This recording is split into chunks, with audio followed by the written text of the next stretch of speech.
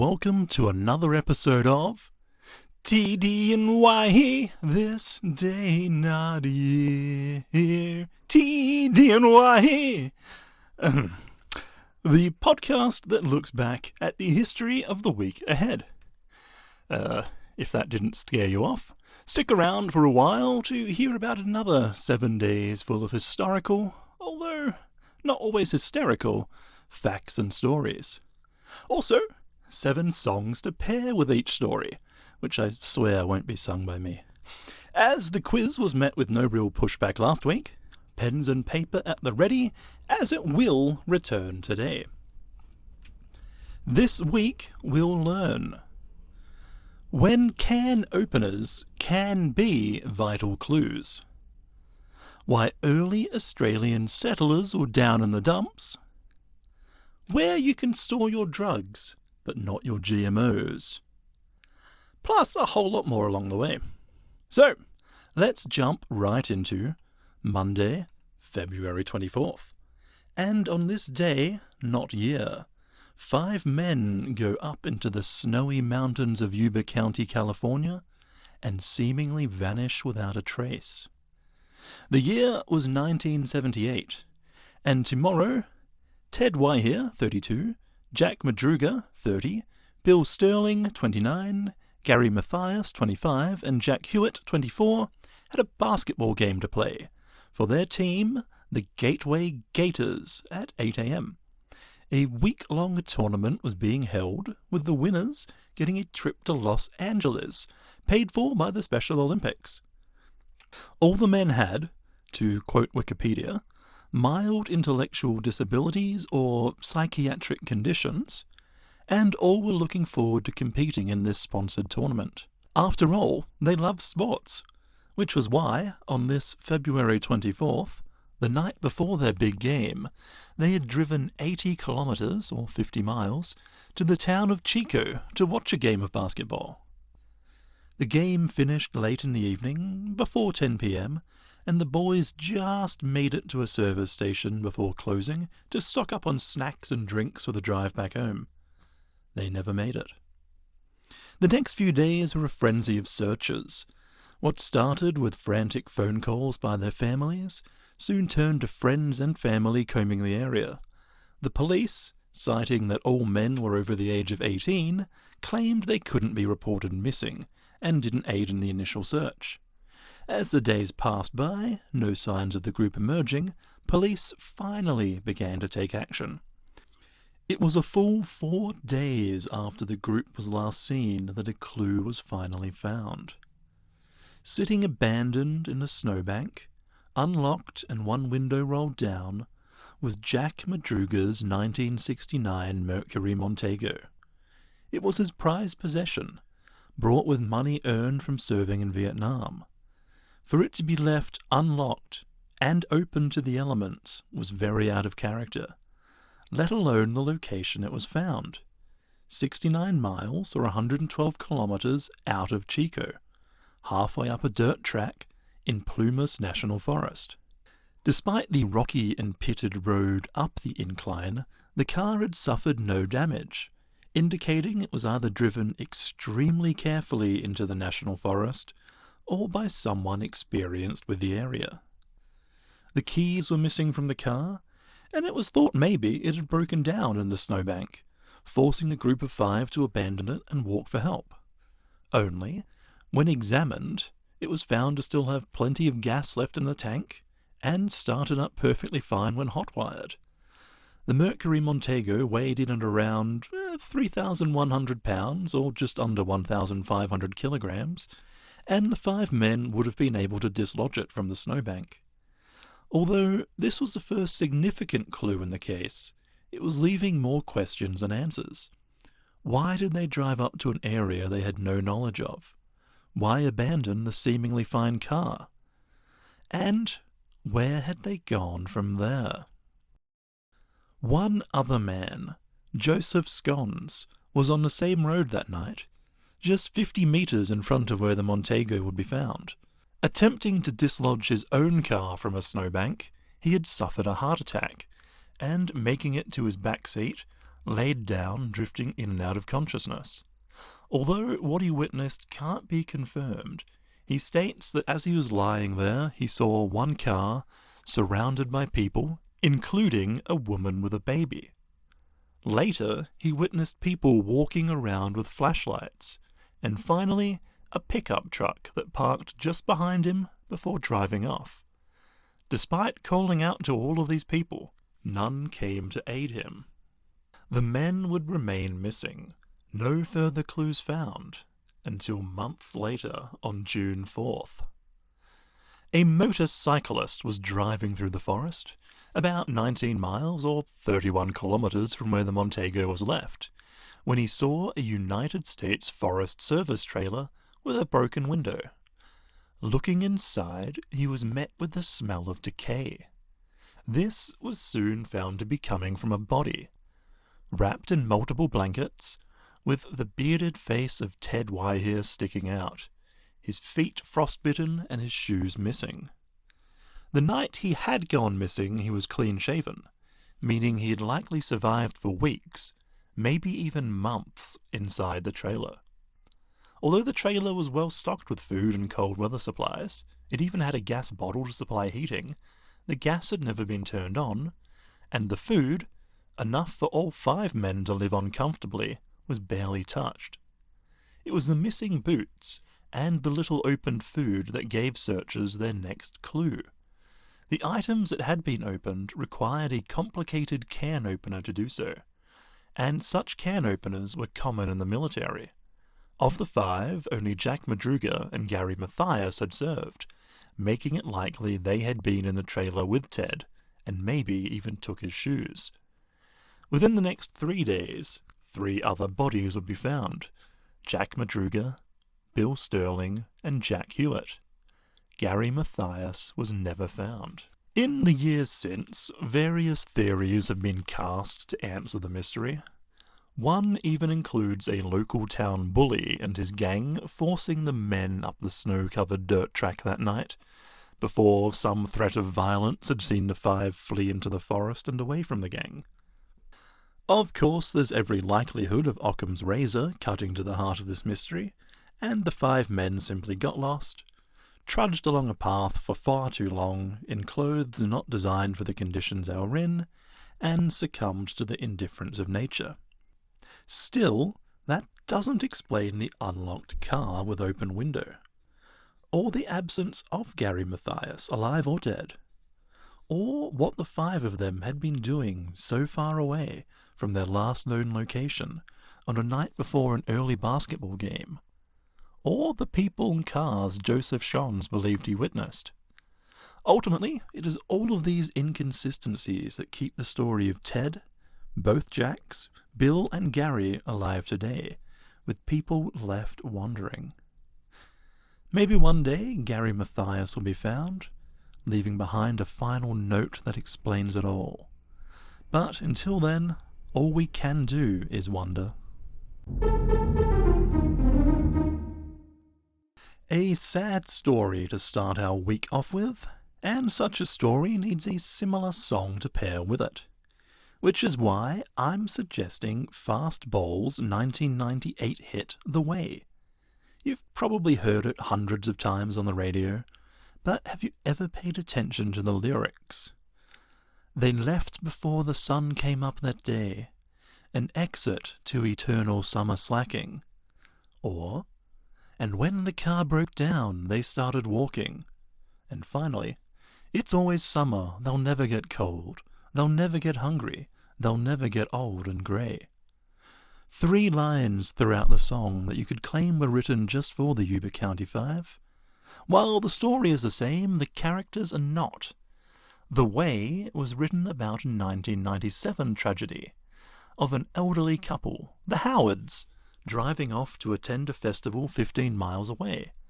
They never returned home, and 2 weeks later, their car was found in the bottom of a ravine some 350 miles away from their home.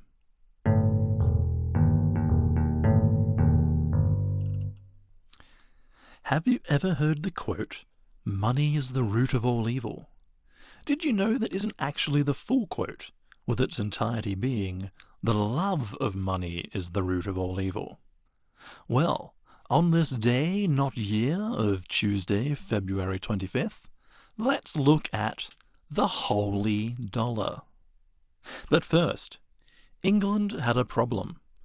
They had lost the American Revolutionary War, and with it, access to new land to dump their criminals.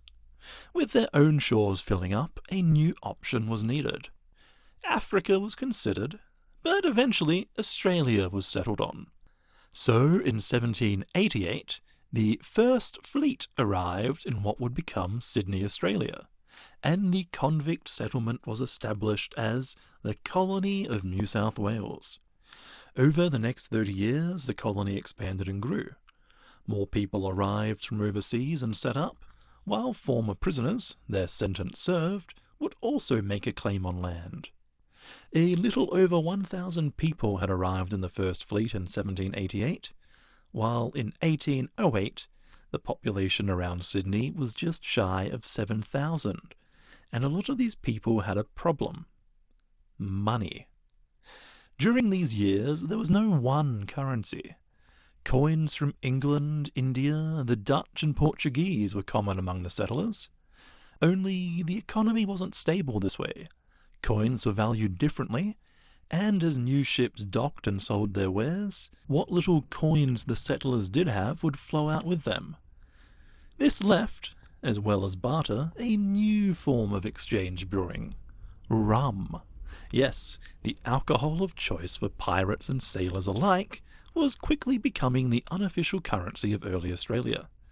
It was the soldiers that had the majority control of the rum, and as their power and influence rose, they gained the name of the Rum Corps. William Bligh was sent to govern the colony, and immediately started clashing with the Rum Corps and the wealthy and elite of Sydney. This led to the only military coup in Australia so far, with what was later named the Rum Rebellion. As this was a successful coup, it also meant a new governor was needed. So entered Governor Lachlan Macquarie, a man with a plan. In November 1812, a sloop of war, the Samarang, commanded by Captain William Case, arrived. While docked, the Samarang would get into a fight after attempting to cheat payment on a coal delivery, try and smuggle away 5 convicts pretending to be sailors, nearly sink, get into another fight after a sailor was arrested for a drunken brawl, press gang locals to help refit the ship, and even fire on ships for leaving without Captain Case's permission or for flying the incorrect colours. In short, Captain Case was a major headache. But he did deliver to Governor Macquarie something he had requested: 40,000 Spanish peso, or pieces of 8. A bounty of silver coins ranging a number of years, monarchs and styles. From these coins Macquarie had a plan, but first he needed to recruit ex-convict and notorious counterfeiter William Henschel. Any guesses on what the governor planned for the coins and such a convict? Those that said counterfeit new coins? Straight to the top of the class with you. William Henschel, over the next year, would doctor each and every coin of the 40,000. Well, nearly all. 90 were supposedly damaged during this process, but I'd like to think old Henschel pulled a fast one there. To start the governor's plan, they needed to make the coins valueless outside of Australia. So the middle of the coin was punched out, creating a donut-shaped coin and a smaller coin from the middle. Think of it like donuts and donut holes. But more importantly, it defaced the original coin, making it difficult to trade with ships visiting the colony. These two coins took on new names: the Holy Dollar, for the donut shape, and the Dump, for the donut hole. The Holy Dollar, the larger of the two, with centre punched out, and after William had carved New South Wales 1813 around the inner circle on one side, he would put the value of the new coin on the other. 5 shillings. Enough, apparently, to buy a barrel of rum. The dump, meanwhile, had a crown stamped on one side and its value of 15 pence, or 1 shilling and 3 pence, written on the other, putting a holy dollar and dump at 6 shillings and 3 pence, which was about 25% higher than their original worth. Although all coins bore the date of 1813, it was such laborious work they weren't released to the public until the 25th of February 1814. Thus, Australia's first legal and wholly original currency was born. It didn't last long.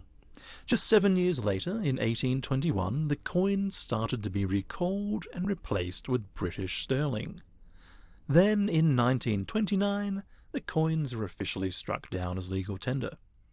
Most were collected and sent away to be melted back down into silver.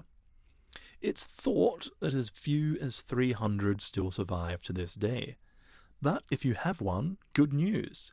No longer worth a measly 6 shillings and 3 pence, you can fetch a much higher price today. In 2017, a well-worn holy dollar went for $250,000, while the year prior, in 2016, one sold for $550,000. Talk about inflation. To finish out this story, while not intentional, the legacy of the holy dollar lives on today, kind of. Did you know an Australian note, if torn, still retains its value? Well, up to a point. If 80% of the note remains, it retains the same value as a full note, while just 20% will net you nothing. No doubling your money by tearing it that way, sorry. That said, if it is split 50-50, each half is worth half of the original value. Didn't follow that? That's okay. For example, if you were to tear a $10 note perfectly in half, each half would now be worth $5. Warning, while all this is legal, I imagine you'd still have a hard time trying to convince some overworked employee at a local fast food chain that your torn $50 is still legal tender. Safest to just take it into a bank. Now, a song for this story. I think Money by the Flying Lizards fits perfectly here. A cover of the 1959 hit of Barnett Strong, the Flying Lizards version is certainly more avant-garde, with the lyrics of "I want money, that's what I want," delivered deadpan over distorting backup singers and a harsh new wave instrumental. You can just imagine Governor Lachlan Macquarie sitting in his office singing along. In fact, I want so much money. Give me your money. That's what I want.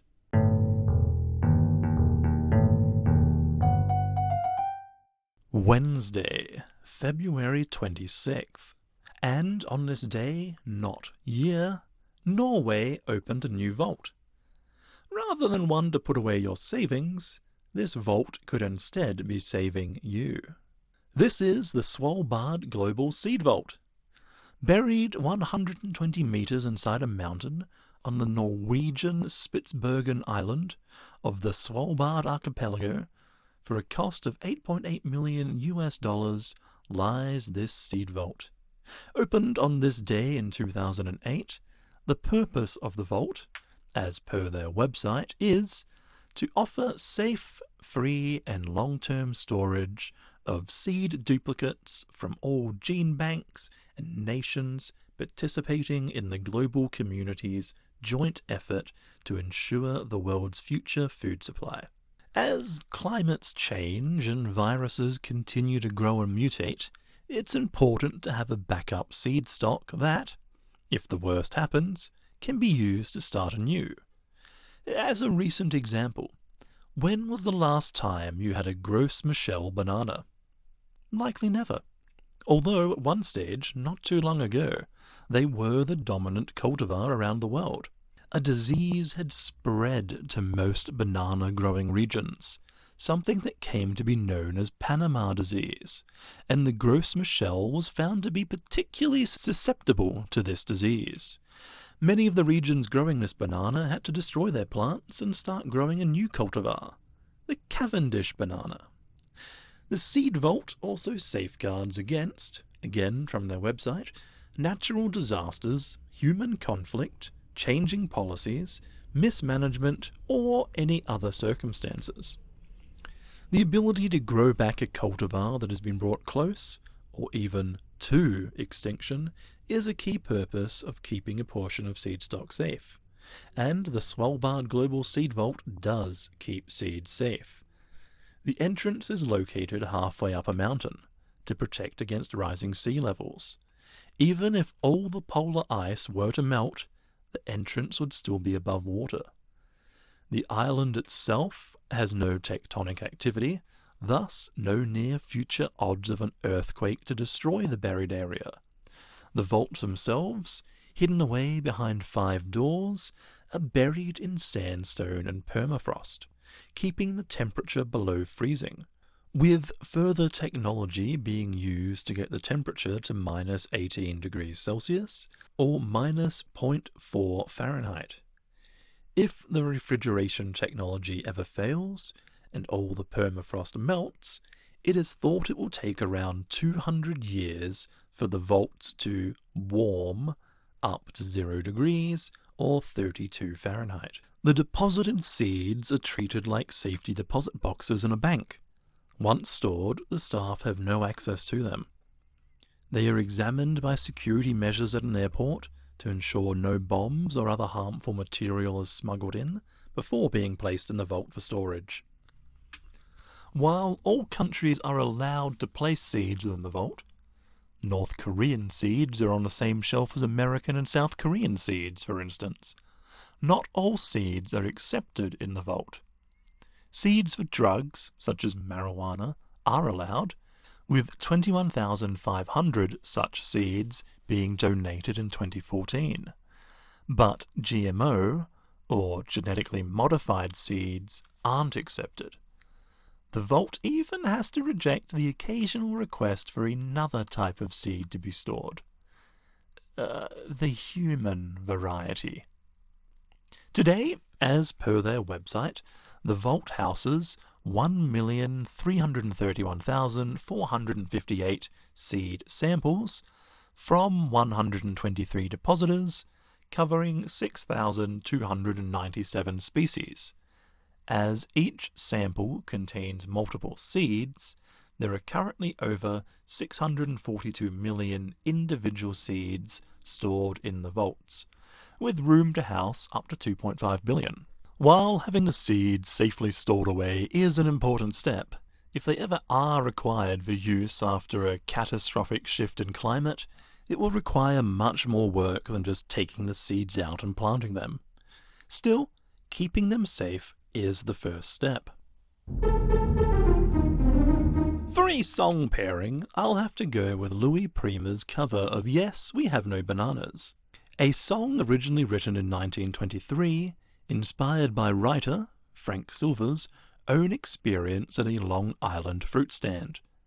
It's possible the banana shortage of this fruit stand was due to the worldwide decrease owing to the Panama disease.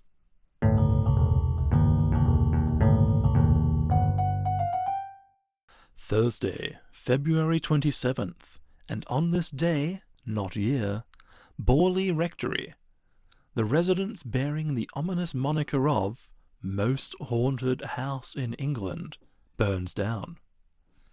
Built in 1862 after the previous rectory burnt down in 1841, the Borley Rectory was located in Borley, Essex, England.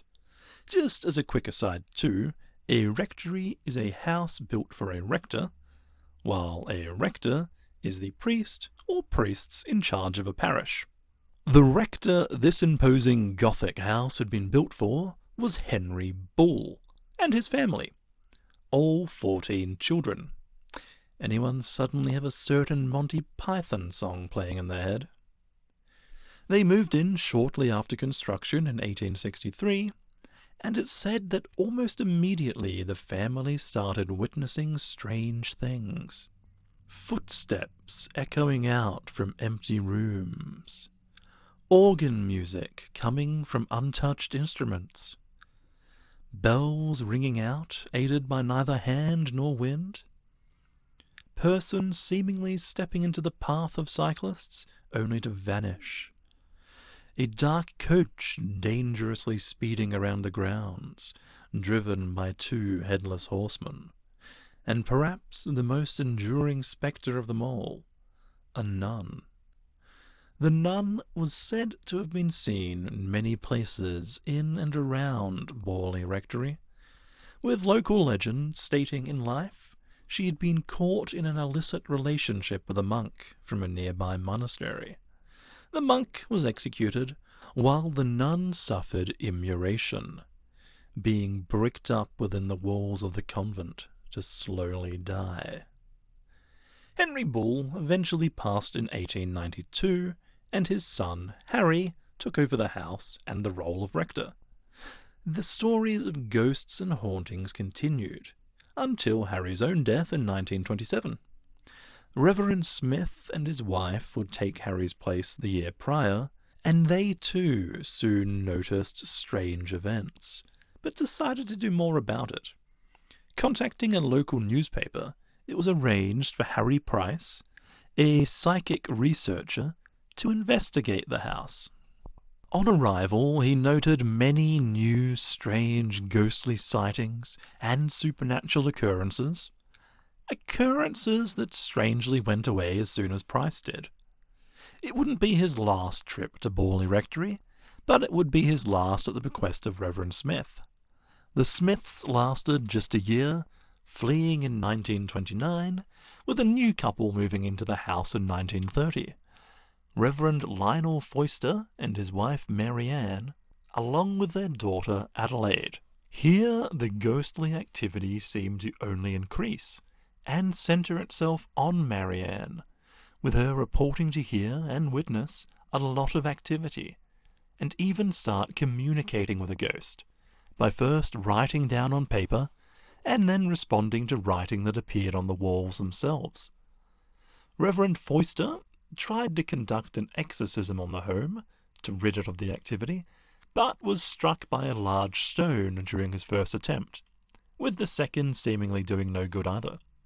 With his health beginning to fail, and no doubt his sanity also on the wane, the Foisters packed up their belongings and in 1935 left the home, the second couple to do so in 7 years. Sitting empty for over a year, Harry Price agreed to rent it out, in order to study more of the supernatural experiences that were linked to the Borley Rectory.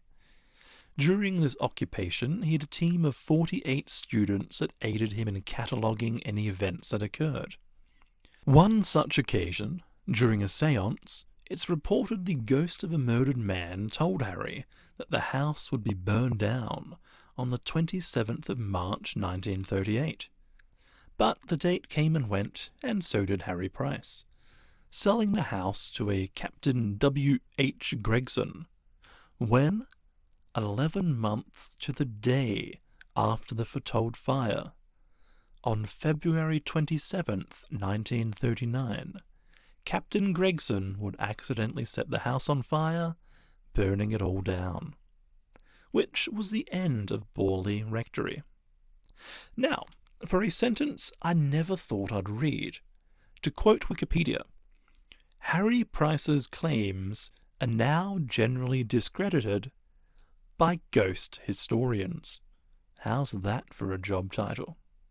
Much of the sightings and events are believed to have been made up entirely or overly dramatized.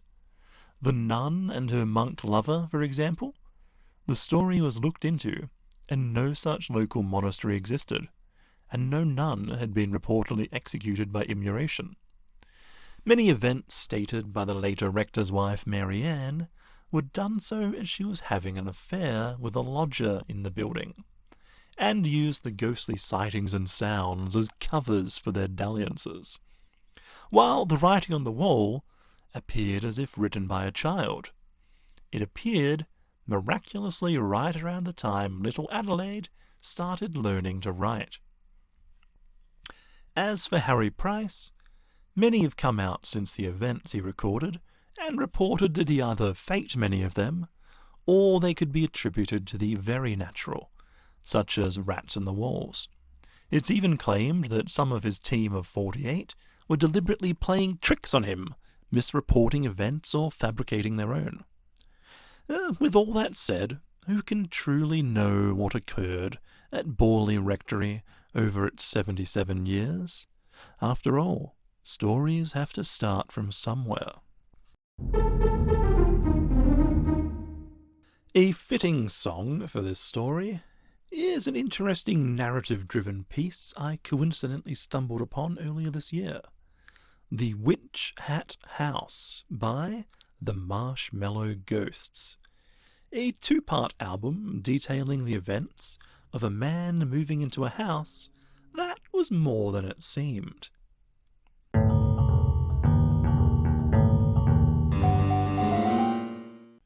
Friday, February 28th, and on this day, not year, hope is waning for any survivors of a lost plane that went down on a flight between Brisbane and Sydney 9 days earlier in 1937. One person hadn't given up the search, Bushman Bernard O'Reilly. With only bread and onions as provisions, he took off into the wilderness in search of the missing plane.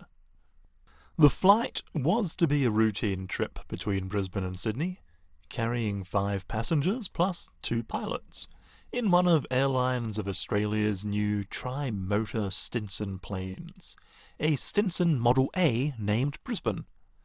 A brief aside, Airlines of Australia was an airline between 1935 to 1942, when it was folded into ANA, Australian National Airways, which itself was taken over by Ansett in 1957, until that collapsed as a company in 2001 due to financial problems.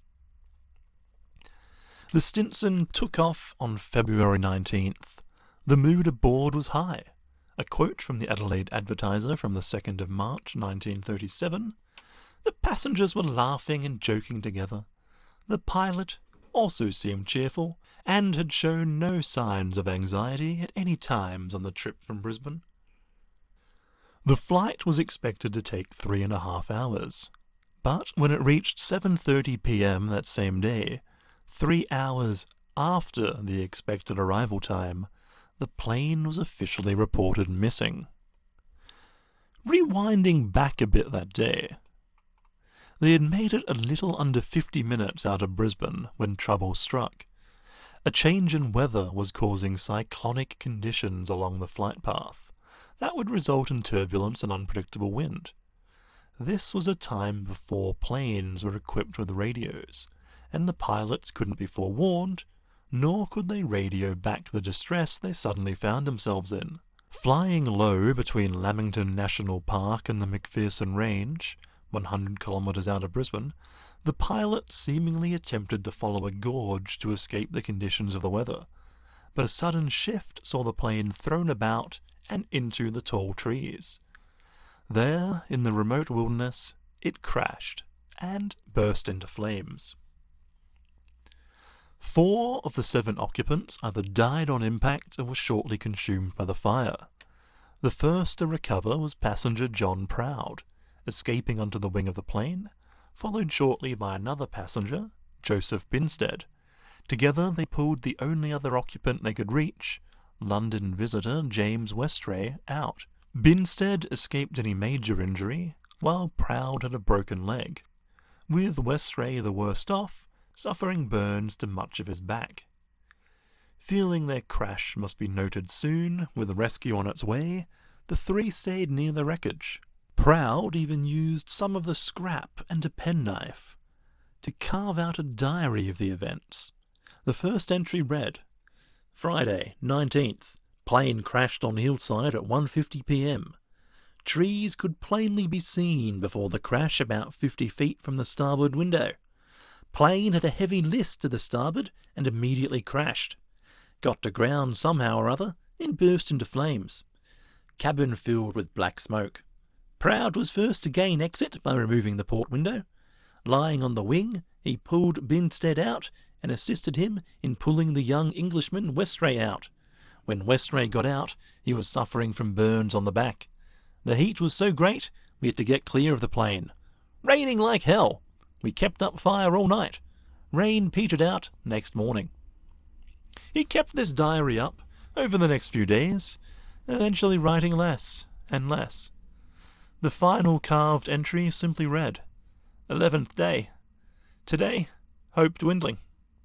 It wasn't the 11th day, but it does show how exhausted and defeated the survivors were. It was actually the 9th day since the plane had crashed, and the 2nd day since Bernard O'Reilly had set out. And on this day, February 28th, 1937, at about 4:30 p.m., he located the crash site and the duo of Proud and Binstead. Reportedly, the first thing the duo did was shake O'Reilly's hand and then inquire about the score of a cricket match they had missed while stranded. They explained they had sustained themselves with water from a nearby creek, but they lacked access to any food. Their location discovered, O'Reilly raced back to civilization to bring back more people and provisions. After clambering over boulders, skulking by waterfalls, swinging on vines, and wading through waist-deep water, the quickly formed rescue party reached Proud and Binstead. They were fed brandy, milk, eggs, and tea, and reportedly recovered noticeably and talked freely. When a doctor began examining Proud's broken leg, he told the doctor, "Don't bother about an anesthetic, just inject something into the old leg. You have had a hard enough trip." So with that, the two men were saved and brought back safely. Wait a minute, you may be thinking about now. 2 men? I thought there were 3 survivors. And right you are. Or right you were. James Westray, the burned English survivor, waited out the first night with Proud and Binstead, but in the morning ventured off in search of some farms he claimed he had seen before the crash. Unfortunately, on this journey, he walked off a cliff. From plane crash to burn victim to a fall from a cliff, and is thought to have passed away from exposure after a few days. For those interested, a television movie was made of the crash and the events after. It aired in Australia in 1987, titled The Riddle of the Stinson. It starred Jack Thompson, Richard Roxburgh, and Norman Kay. The full movie can be found on YouTube for those interested. While not really an accurate depiction of the events at all, I still think a good pairing for this story is the song Stranded in the Jungle by the Cadets, a song that details the adventures of a man trapped in a jungle after a plane crash and his attempts to get back to America to keep a date.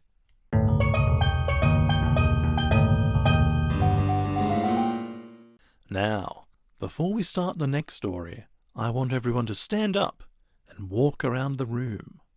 Left, right, that's it, good job. Now, why did we do all that? Well, Saturday, March 1st. Ha! March 1st, get it? And on this day, not year, a theft had occurred. Normally, when we say an actor was robbed, it's in relation to an award show. Very occasionally, it's to do with their actual house being burgled. But never do we mean it literally. Well, hardly ever never. Here is the only time I can think of when an actor was literally stolen. Charlie Chaplin, aka Sir Charles Spencer Chaplin, born 1889, is best remembered today as one of, if not the, leading actor of the silent film era, starting his career in 1914, all the while developing his own persona of the Tramp, starring in a movie of the same name the following year. As the years went by, Charlie became a bigger and bigger star, his name known around the world. Eventually the silent era came to an end, but Charlie continued to flourish, with his first talking movie, The Great Dictator, a satire of Adolf Hitler, still relevant today. Throughout his life, Charlie lived large, with 4 wives over the years, 11 children, and a career in Hollywood spanning over 50 years. Finally, on December 25th, 1977, at 88 years old, Charlie Chaplin passed away. After his funeral 2 days later, that should have been the end of his story. Roman Waters, 25, and Gancho Genev, 38, had other ideas about the final chapter of Chaplin's life. March 1st, 1978. They slunk across the Corsair graveyard in Switzerland, and, having found the plot, got to work with shovels. The duo, unemployed mechanics, had heard of a similar case the year before, a body ransomed back to the family, and, with dreams of opening their own mechanic shop blinding them, figured Chaplin, in death, would be their ticket to a better life. After all, Charlie had left his fortune, around $100 million then, or $415 million in 2023 USD, to his wife, Una Chaplin. Originally, the plan wasn't to take the casket, just to dig down deeper than it was initially, bury it down further, then cover it back up so it would look like it had been stolen. Unfortunately for the pair, it was a rainy night, and the mud soon made burying the coffin any deeper an impossibility. So, carrying the heavy 135-kilogram coffin between them, they retreated from the cemetery, needing a place to stash the moustached stiff. The next morning, the theft was discovered by the local gravedigger, and shortly after, Una Chaplin began receiving calls from a man calling himself Mr. Rocher, demanding $600,000. She refused to pay. Mr. Rocher rang again. Una refused. Others began to get in on the act, making their own claims they had the body and demanding their own ransom for it, which left the original body snatchers of Wardass and Genev in a bit of a bind. They needed proof that their claim was the real one. So, they took a photo of the coffin. They had buried it in a nearby cornfield just out of town.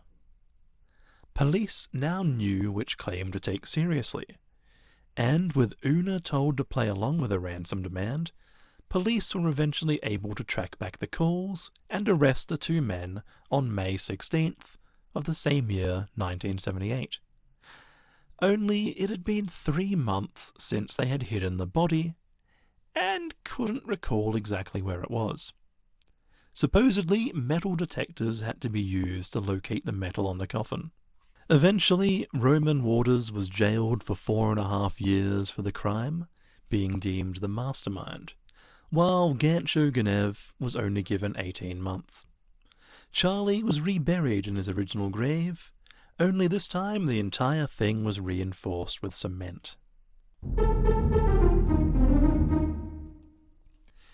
A simple pairing for this story, The Minstrel's Grave by Sproatly Smith.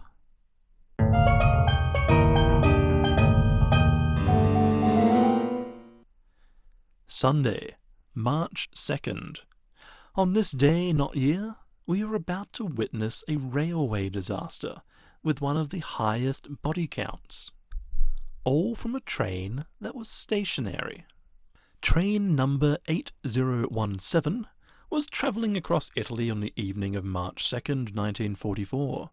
Starting in Naples, the freight train had been working its way east across the country. At each stop along its journey, it would pick up cargo that wasn't on its manifesto. Humans. With World War II still raging, and Italy in the middle of rationing, amongst other shortages, a burgeoning black market was forming along the railways of the country.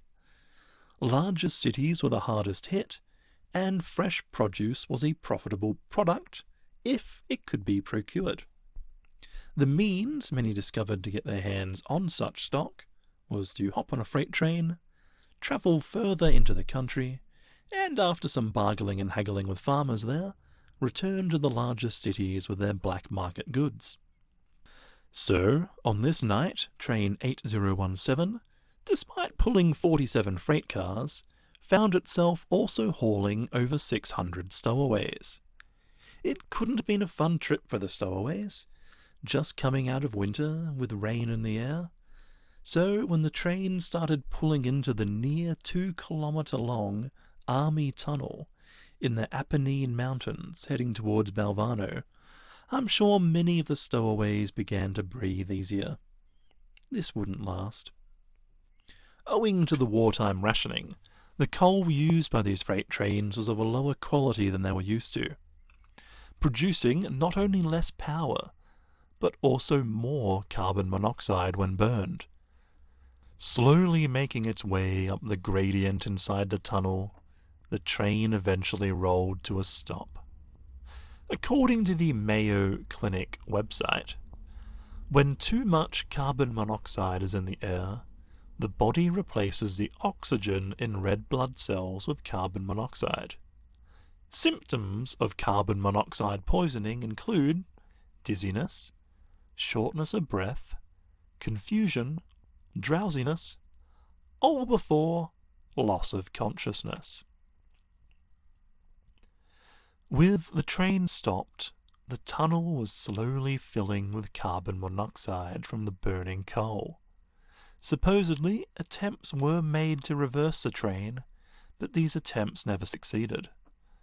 Slowly but surely, the crew and passengers drifted off as the carbon monoxide filled the tunnel, most to never awaken again.